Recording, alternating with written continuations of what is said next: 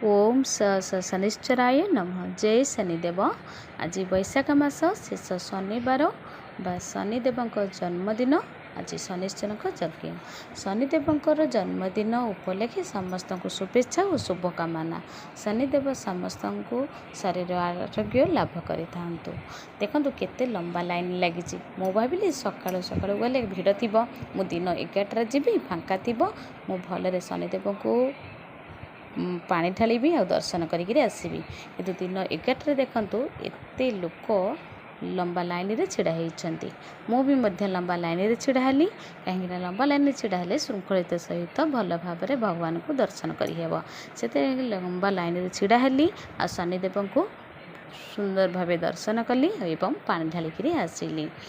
शनिदेव उपर पानी ढालिले शनिदेव संतुष्ट हुअन्ति आ क्रोध को ग्रह को शांत रखि थांती। ये मौसी माने बसी थांती। सब शनिवार आसी संध्या बेले बसी था। सकाळु शनिवार संध्या तक बसी थांती। एटी भाई दीप बिकी थांती सब शनिवार। आम दीप नहीं गणपति बाबा मंदिर भी से पाखे अच्छी। गणपति बाबा घी दीप नेऊ आ शनिदेव तेल दीप नेऊ। देखो ये गणेश मंदिर मुझे घी दीप टे जालीदेली। तापर मु शनिश्चर पाखे भी तेल दीप टे जाली देछि। ए शनिदेव पाखे एति मुझे शनिदेव पाखापाखि 100 मीटर दूरतार चोरी चारी हुए ना।